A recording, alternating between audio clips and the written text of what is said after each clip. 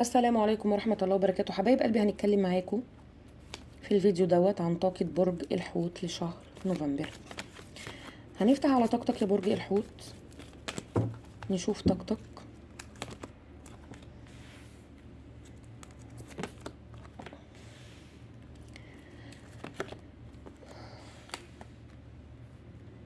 طيب انا شايفة يا برج الحوت كده ان الاغلب منكم فيه علاقات ثلاثية. يعني شايفة في علاقة ثلاثية يا برج الحوت انت بتعاني منها. في علاقة ثلاثية، في طرف ثالث انت بتعاني منه، بس للأسف الوضع ده كأن الوضع ده انت مش قادر تخرج منه. يعني ممكن يكون في طرف ثالث انت مش قادر تطلع من الوضع ده يا برج الحوت. شايفة كمان ان ممكن يكون في طرف متخفي في الموضوع، او ممكن يكون الطرف الثالث ده متخفي وانت عرفت بيه. فيعني انت كأنك لسه مش قادر توصل لحلول، او مش قادر تاخد قرار. فعلا في طرف ثالث يا برج الحوت. ممكن الاغلب منكم يا جماعة من برج الحوت بيعاني من طرف ثالث. وممكن كان الطرف الثالث دي كانت علاقة بقالها فترة وانت ما كنتش تعرف يا برج الحوت، وبعد كده اكتشفت الامر. بس ممكن انت اكتشفت الامر متأخر، علشان كده انا شايفة ان الوضع معلق عندك يا برج الحوت. انت مش عارف تطلع من الوضع دوت، او مش عارف لسه تاخد قرار.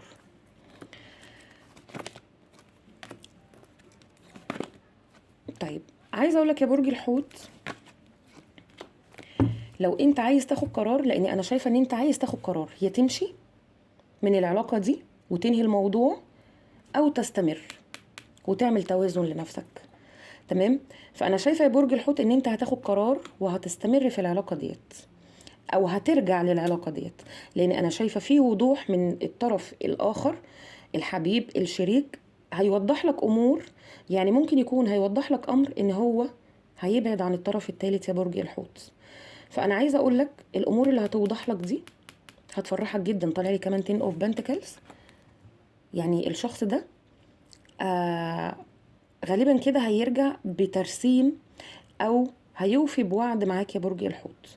عايزه اقول لك كمان ان الشخص دوت في امور هتحصل منه هتخلي فيه توازن تاني عندك يا برج الحوت. طيب نشوف فعلا هل هيتم خروج الطرف الثالث، والشخص ده ايه نواياه تجاهك.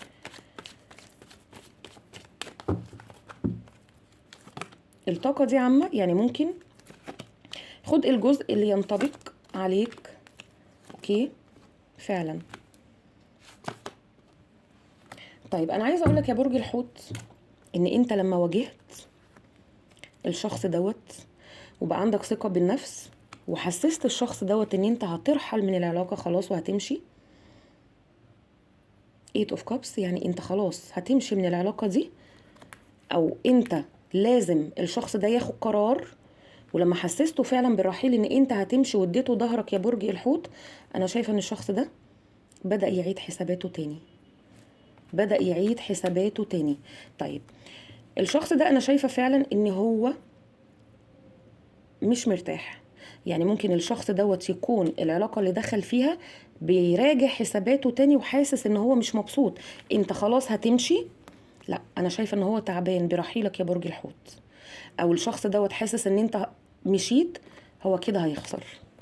لما انت واجهت وحسست الشخص ده ان انت مشيت، او ان انت خلاص يعني مش هترجع تاني، انا شايفه ان الشخص ده عنده طاقه حنين واشتياق ليك يا برج الحوت. وانت حطيته في طاقه حيره، يعني انت كانك خيرته او اديته حلول. يعني انا شايفه ممكن تكون اديته حلول، يا كده يا كده. لان انا شايفه ان هو في طاقه حيره، شايفه الشخص ده بيعيد حساباته تاني.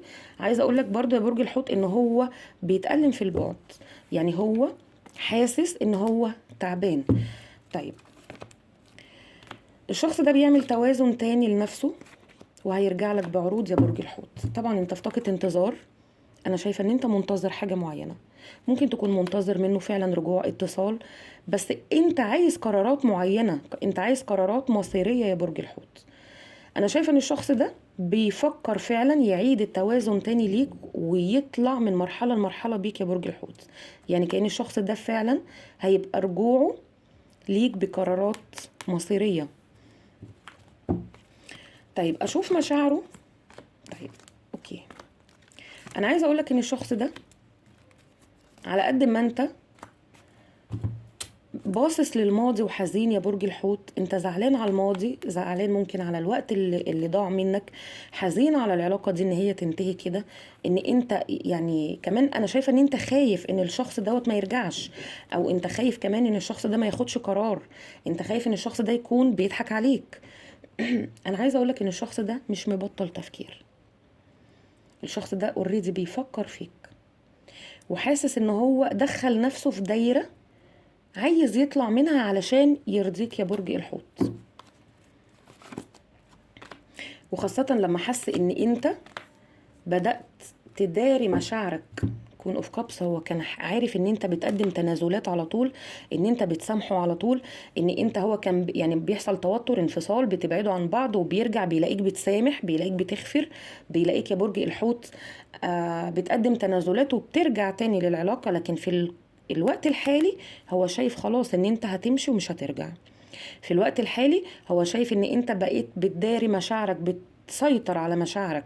وممكن كمان البعض منكم يعني من برج الحوت يكون عامل بلوكات، فهو حاسس ان انت خلاص يعني انت خدت قرارات، علشان كده انا شايفة ان هو في طاقة حيرة يا برج الحوت.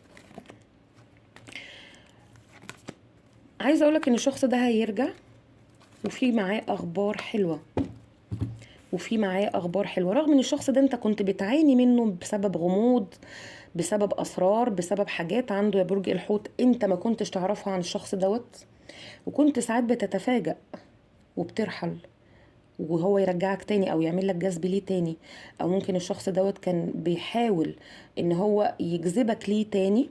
لكن المرة دي انا شايفة ان الشخص ده هيرجع ومعاه اخبار مفرحة، زي ما شفت في الكارت بتاع ذا وورلد. فعلا انت هتطلع من مرحلة لمرحلة يا برج الحوت. تمام.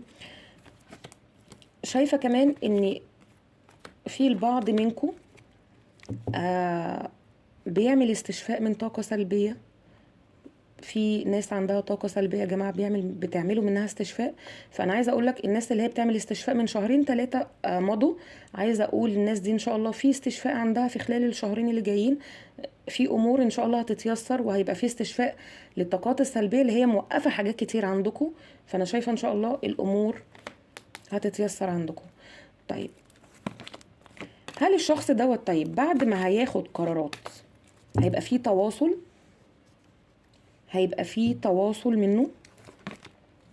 لان انا شايفه ان انت في طاقه انتظار يا برج الحوت، يعني انت خلاص يعني بتقول ان الشخص دوت لو ما تواصلش او ما رجعش او ما خدش قرار، حتى لو انتم مرتبطين مع بعض ما خدش قرار، لان انا شايفه طاقتك انت عايز قرارات مصيريه يا برج الحوت، انت عايز تعرف راسك من رجلك. انا عايزه اقولك ان الشخص ده فعلا فعلا هيرجع وبعرض، بس الشخص ده زي ما قلت لك بيعيد التوازن لنفسه تاني.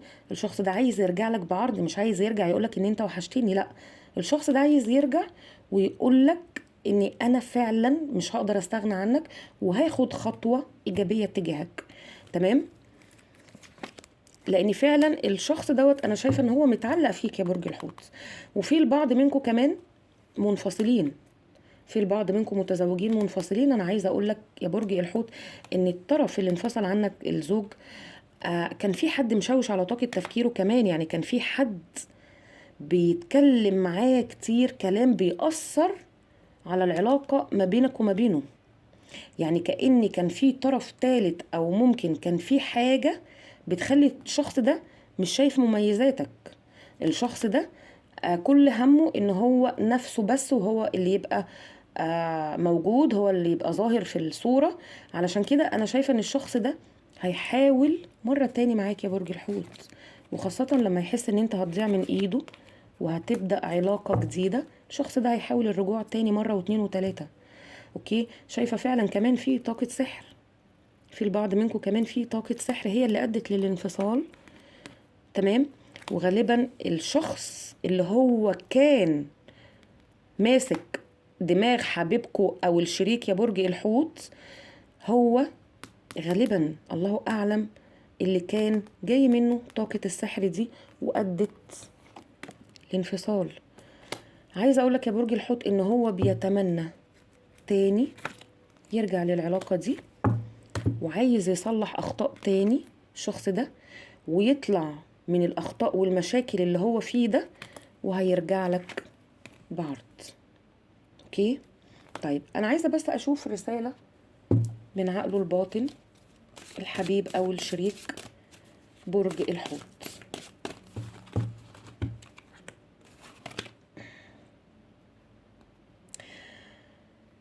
بص يا برج الحوت، رسالة عقله الباطن بيقولك ان هو وحيد وبائس.